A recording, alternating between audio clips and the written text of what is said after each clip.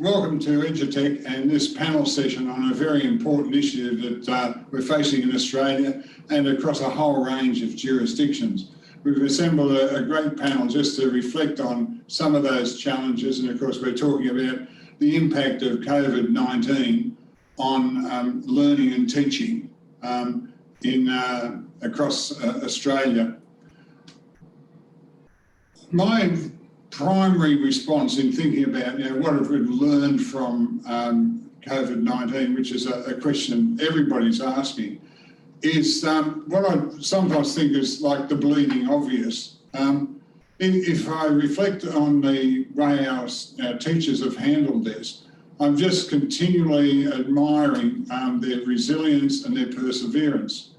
When I get the chance to talk to our political people who are arrange these decisions, I make the point that don't ask the experts per se, talk to the teachers. The teachers are the ones who deal with this. The teachers are the ones that know their context. The teachers are the ones who know their communities. And I certainly don't know a principal across Australia who doesn't have the kids number one in his mind in working with their staff. So the major learning is that we can do this, but we've got to get the right people to do it, and we've got to genuinely listen to them. The second reflection I have is that it's amazing how innovative people have become. If we go back to when the pandemic first hit last year in 2020, we sort of switched virtually overnight to a whole different way of learning and teaching. And certainly there were a whole range of issues that were brought up, but there are issues probably that needed to be brought up. So we can be thankful in that sense that we were challenged to look at the nature of the learning and teaching, the nature of the connectivity, the nature of the access. And the third and final reflection for me is that unfortunately the downside of what COVID-19 has made us aware of is the unique and ever-increasing disparity between those that have and those that don't.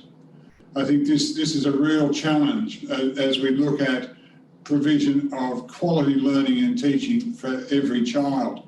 I certainly know in our jurisdiction we found that we had to provide not only laptops and mobile devices, but also connectivity. And we're in a metropolitan region of Sydney, the biggest city in Australia, and we struggled. So the issue of the equity is one that keeps coming up.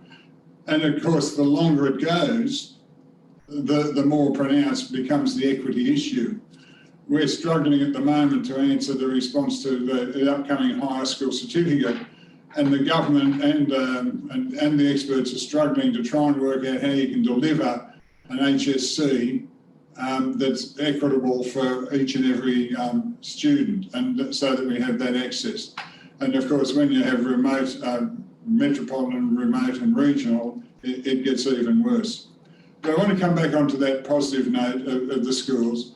We ask the teachers, we're learning so much from the teachers, and that's where the innovation is taking place. Before COVID, we were always after those points of innovation. Now we're seeing it. And the second thing that comes up is that the pastoral care and the care that they have in place in looking after themselves has been wonderful. We wouldn't wish COVID on anyone, but we have to deal with it. But there's some of the reflections that I'd like to share with you. And I now pass over to Andrew.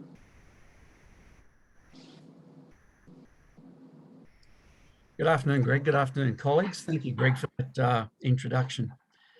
My name's Andrew Pierpoint. I'm the president of the Australian Secondary Principals Association. And my response to what have we learnt from COVID, I think, is in three parts. The first part is around, in talking to many thousands of school leaders across our country, the response falls really neatly into three areas.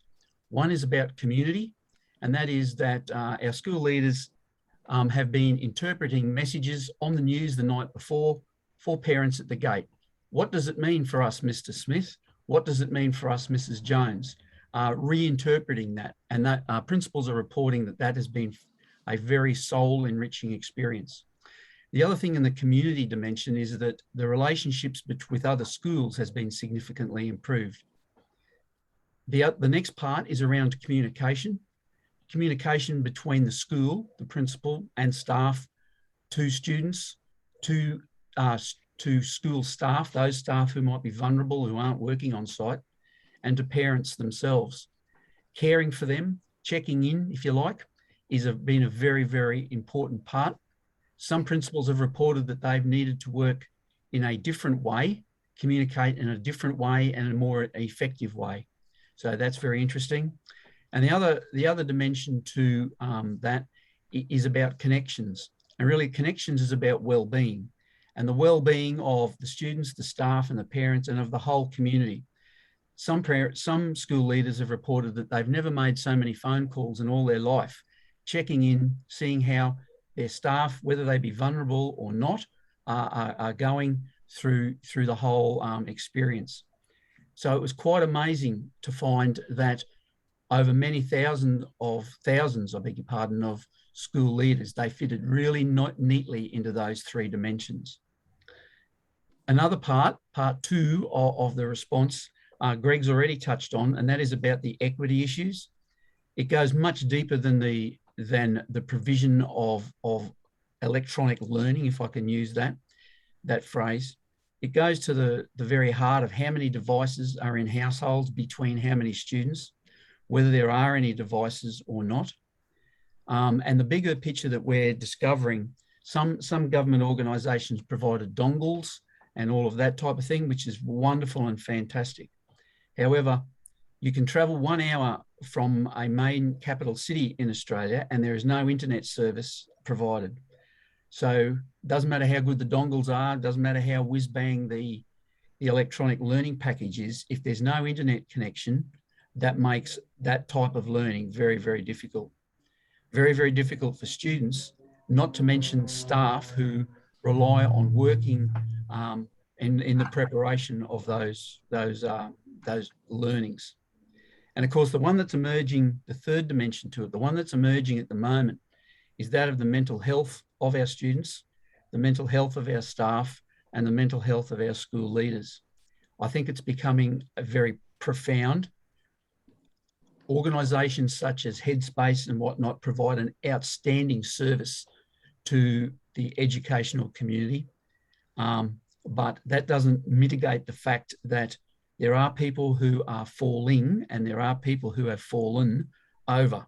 And we, in association roles, need to be very cognizant of that and use our networks, use our support mechanisms to support our colleagues. Whether they be teachers, whether they be school leaders, it matters not. Everybody is under the pump at the moment, depending on where they are in the lockdowns and how much of the lockdowns they've had to persevere with. So, Greg, that'd be the three areas I would contribute.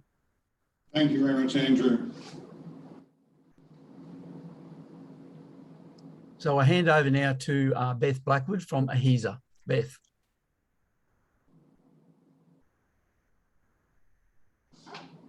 On mute. My name is Beth Blackwood, and as Andrew has mentioned, I am CEO for the Association of Heads of Independent Schools. And I concur with all comments that have been made to this point in time. I also premise my comments stating that I've focused on a particular silver lining learned as a result of COVID. But in doing so, I do not wish to underplay the significant challenges schools, teaching staff and school leaders have had to meet over the last 2 years, with major disruptions to education, increased isolation from peers, family and community, and mental health issues. Such disruptions, as well as the inequity of access to quality learning, is a concern now and will continue to be in the immediate future. I also want to acknowledge the teaching profession's human spirit, resilience, and ability to adapt and change to given circumstances. To date, AHESA has engaged in two surveys of members with regard to the impact of COVID, and of course been privy to many other surveys that are circulating. And undoubtedly further longitudinal research will add to the body of knowledge we've already gathered. One of the interesting threads from our research, as well as other studies, ironically, has been the beneficial impact of autonomy that COVID brought for many stakeholders, for leaders, for staff, for students and parents. We'd all be familiar with Brian Cordwood's theory that professional autonomy can make a difference to student learning outcomes, and at an individual level, the work of Daniel Pink on motivation that also highlights the importance of autonomy. With familiar territory pulled from underneath them, teachers have been leading on the edge. And the result has been creative, innovative practices that are addressing the new challenges in education. In the UK, a survey of teachers conducted in May 2020 asked the following question: what enables you to flourish in your role as a teacher that school leaders could influence? The highest number of responses to the question was coded as autonomy and trust, while the most frequently reported barrier to flourishing was unnecessary work, followed by lack of trust and autonomy. Similarly, staff responding to the AHISA MMG survey rated adopting new innovative ways to teach, greater flexibility to create and deliver quality lessons, and increased collaboration and communication between staff in their top 10 positive outcomes of lockdown. Learning at home has enabled opportunities for staff to reskill. Staff reported feeling they were change agents, able to have a direct impact in schools' educational practices. In an environment where they were feeling restricted, teachers felt they had some autonomy about how to deliver lessons, what content to deliver, and what feedback or assessment would be provided. The MMG survey also found that senior students rated highly the autonomy such learning gave them to work at their own pace and be given responsibility and accountability for their own learning. Effective learning out of school has clearly placed greater demands on students' autonomy, capacity for independent learning, executive functioning, self-monitoring, and capacity to learn online. These are all essential skills for the present and the future. Undoubtedly, some students were more proficient in them than others, but we have an opportunity now to look at how best to develop these attributes in all students. I know some schools are keen to explore a hybrid learning model to capitalise on the best of both worlds, on-site and remote learning. The hybrid learning model has been around for the last decade, but has been pushed into the spotlight. It enables enhanced learning and a more personalised, self-paced, flexible and multifaceted approach to learning and teaching process. Lockdown has also brought a heightened share of responsibility for education between the school and family, and as a result, parents have become more involved in their child's education than ever before, empowering them to be engaged and supportive of their children's learning journey. Principals became aware more than ever of the importance of communication with parents, and for that communication to be open, succinct, transparent, and frequent. Lockdown saw schools implementing appropriate digital platforms to support two-way feedback with staff, students, and their families. Parent-teacher evenings have, I believe, been transformed forever. Our challenge will be to ensure that teachers, principals, students, and parents are empowered and supported to leverage the trust, innovation, and ownership mindsets that have developed during these periods of learning at home. Thank you very much for that, Beth.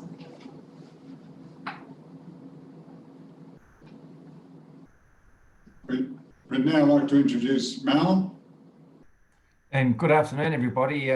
Malcolm Elliott, the President of the Australian Primary Principals Association, and it's great to be with you. And I want to thank Greg, Andrew and Beth for those terrific insights into what we've learned from COVID-19. I'm talking a little bit today about the social and learning diversity that we've seen during COVID-19, and particularly I'm talking about the early years and the primary years of education. We know, of course, that all those things that previous speakers have mentioned are very true. We live in an enormous country. We have a country that has tremendous social diversity. And this is something we can't shy away from and something we have to face up to. And that social diversity plays out whether we live in urban, rural, remote, or even very remote circumstances in Australia. The needs of children might be different from Kununurra to in the north to Dover in the far south of Tasmania. They might be different if you live in some parts of the developed urban areas in Australia, but nevertheless, there are similarities. In some families with small children, as they're starting out on their learning, their capacity to be managed easily at home is much less than we can reasonably expect of the older students and some of the examples that Andrew and Beth have made reference to. And in this situation, we find a great deal of inequity as children and families really struggle to access and participate in education. The needs of a child in grade 1, in prep, reception, kindergarten, are different from the needs of older children, even children in upper primary schools who may be more autonomous than in other parts. We've also got to recognise the differences in capability and resourcing that are available to our families. There is a significant difference between having 3 children in a home, no matter how well resourced, if there are 2 parents, compared to 1. 1 child, 3 children, that's a whole organisational challenge that many families struggle to meet. And there are many examples where I've spoken with people who have said, look, this is just extremely difficult. And as previous speakers have said, we now really appreciate what school principals, senior teachers and our great teachers do for us because this is hard yards. Equally, when we're looking at parents need support. Any parents who are able to access this presentation today should not feel at all guilty if they feel that they're under the pump at times, because you are. It's hard work. In the specialised learning environment of the school, we've got trained teachers with support staff on hand and thankfully access to school psychologists, although not in great enough number, to support us with the mental health issues that Andrew and Beth have both made reference to.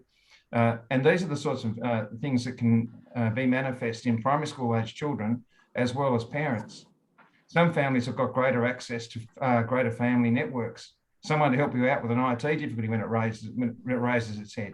And other families have got no access to such a thing. And some families are stuck in apartment buildings where in previous cases we've noticed in lockdowns, people haven't been allowed out. If we're considering the development of small children to 8 to 10-year-olds and then older ones, being able to access exercise, being able to do the sorts of things that allow children to socialise, which is something that they crave so much, is so important to what the future must hold for us if we're going to live with this particular COVID outbreak for much longer. I'd just like to finish off now with an idea for consideration as a pathway forward. I'm sometimes asked about, well, what is going to happen next? I think one of the learnings that we've found is that it can be very, very difficult to maintain education programs in an ever-changing environment. I'm aware of circumstances around Australia where during lockdowns, staff members who have been recruited from other parts of Australia have returned to their homes, not to return. In other words, schools might have had 30 teachers, but when the lockdown ends, they find themselves with 25 and trying to recruit. This is an extremely difficult situation to be in. As we go forward, what all of us really need is some sense of certainty. And to deliver some certainty, perhaps it's time for us to consider how schools are resourced. Perhaps we need to consider multi-year resourcing. Even though life does come with its variations, and some people will come and go from schools because that's just the way life is. Nevertheless, if we can sustain resourcing over a 4-year period, over multi-years, then we've got an opportunity then to sustain relationships, develop and maintain trust, and stick with programs that we know are succeeding. That's a thought for your consideration. So now as we move back into talking with Greg, I'd like to thank our colleagues for putting forward those great ideas, and we wish you all the very best in the EduTech conference. Thanks very much, Mal, and thank you very much, colleagues. I think that was a really rich discussion, and of course, I'm not surprised that across sectors and across Australia, the perspectives we've brought to this, there are some very common and very pertinent themes that we need to reflect on. Just by way of getting some conversation started over the next 10 minutes, I'd just like your comment on when we talk about schooling and resourcing, the things we need. One thing that seems to go missing from my point of view is like the structure of schooling. Has COVID given us any insight that we should look at about the nature we go about the provision of schooling in its traditional format? So the one size fits all and the time and the school timetable and all those sorts of things. Has COVID shone a light on some of those, on that issue? Or maybe we need to go there for part of the solutions to this. So Greg, could I respond to that first? Yeah. One of the things in the many thousands of school leaders that we spoke to that I mentioned is the notion, one of the consistent notions that came out was that maybe particularly in the senior school, now whether we define the senior school as 10, 11 and 12 or 11 and 12, maybe we don't need to be on campus 5 days a week. You know, the notion of a 4-day school week, starting a bit earlier, finishing a bit later, or some combination therein can work very well. For example, in the practical subjects of hospitality and construction and furnishing, starting at 8 a.m. and having a triple period instead of a double period will be very, very useful practical time, as well as in the academic subjects like chemistry and biology. Having significant laboratory time might be very useful. Across Australia, that notion is not uniformly accepted. There are some jurisdictions in Australia where a 4-day week is old hat because on the 5th day, students have been doing work placements, school-based apprenticeships or something such. That's patchy in its take-up across Australia. But interestingly, school leaders across Australia are talking that may be one of their learnings out of the COVID experiences. Maybe we don't need to be on campus 5 days. Can I, just conscious of time, can we cut, Beth, you got a comment? Yes. Look, I would agree. I think schools will explore different structures, and this hasn't been just as a result of COVID. I think there were many discussions that were taking place prior to COVID. So, for example, looking at allowing adolescents to start school later in the day, or looking at shifts on campuses. But this has catapulted some of those ideas and given schools the ability to be more flexible than they perhaps once thought they could be. So undoubtedly schools are looking at and exploring these structures. But I'd like to emphasise the best place for learning, our students are saying, is at school. And I would say the same, where you have access to professionals. So I would see that it's a hybrid model that we're looking at, and it's the senior students that flexibility suits better than our primary students. Yeah, so sorry, go on, Mel. Yeah. I think that's pretty much the experience and the sort of narrative from the primary sector. One of the things that we've seen really is that parents are very, very interested in getting more ideas about how they can support learning from home. So that rather than the sort of the more hybrid model that Andrew and Beth have mentioned, it's in fact strengthening that learning partnership. Yep. So the parents can support in ways that are fun, fit in with family life, and at the same time support the specialised learning environment of the school to which Beth referred, and also Andrew, of course. So that's the sort of thing that really has emerged, plus the innovation that so many teachers have shown in being able to deliver some forms of learning. And the best ones that I've seen have been in numeracy via this particular digital platform into the homes of particularly sort of grade 3 and upwards children in the primary sector. I think just looking at that structure, what COVID has done is emboldened or sort of in some way given teachers permission. It comes to your point, Beth, about autonomy. And something they've taken that, when you're trying to build it from the top down, innovation, they wait for direction. But what's happened now? Well, we don't know. You go, and the the word that I hear all the time our leaders using, we trust you. We trust you to do that sort of thing. And, you know, going back to the sort of the structural issue, people need to realise that the classroom, the learning space at school is very different to a home environment. A home environment has a whole social way of operating, and trying to switch to assume that they're both the same can be a cause of some concern.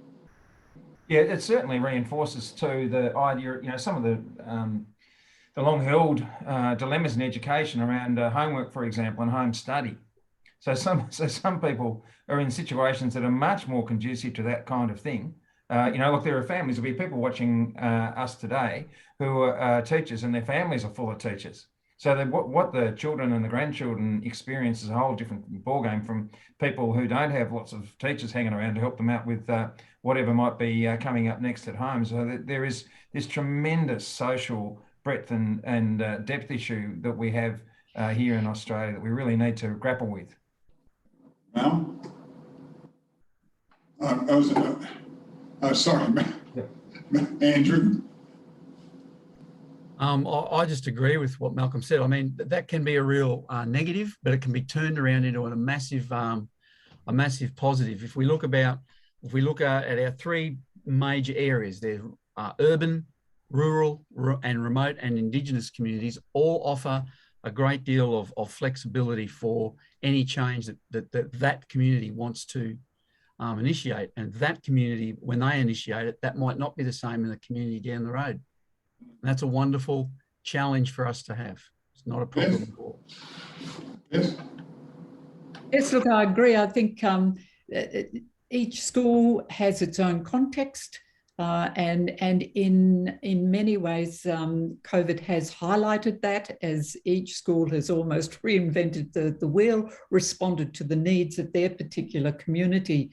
But I'd like to add that I think there has been a fabulous sharing of resources and ideas and policies and practices cross-sectorally throughout COVID. So while you may be making decisions for your community, the sharing of them is building best practice across a larger number of communities. So that collegial aspect of COVID has been another strength, another silver lining. Look, we've got 2 minutes left. I'm just going to ask one question. If you could save one thing from the COVID experience, what would that be? Oh, for me, it would definitely be the improvement in or the deepening of relationships between parents and schools. I think that's fantastic, and the appreciation of what it is that teachers, schools and school leaders actually do for our children in Australia. Andrew? My word would have been a collegiality, meaning exactly what my friend Malcolm has just said, because the collegiality, I think, goes a lot further than just working with the principals down the road. It's about the parents in that community as well. I think we've got made enormous ground in that regard. Beth? Undoubtedly the human element here, that we've had to care about each other. And so I think there's been a building of trust and a building of relationships across the board with leaders and their staff and their students, schools and parents. Which is a good segue for what I want to say. I mean, we approached COVID, depending on our responsibilities, as an economic or a medical or a financial issue, but ultimately it's a social issue. What COVID has taught us is we're all connected. And that's the common theme, I think, that's been running through our discussion. And I think every one of us has touched on it, this chronic connection, and then how they're doing the concrete example you just gave of sharing of resources. We're seeing that. The other way is sharing innovative practice, taking that responsibility. And finally, I think most importantly, what it's done for me, and I'd like to keep in place, is demystifying school and schooling. We have so many parents that come along and say, I didn't actually understand how complex it was. So I just yearn for that further demystification, and so that the collaboration gets stronger and stronger. Well, look, according to my timepiece here, it's a very modern one. That brings to an end our time together. Can I thank you for your willingness to be part and for your openness and for your preparation. I thoroughly enjoyed it. Has anybody got a closing comment? Thank you, Greg. A man, a few words. Stay safe, stay connected. Stay safe, stay connected.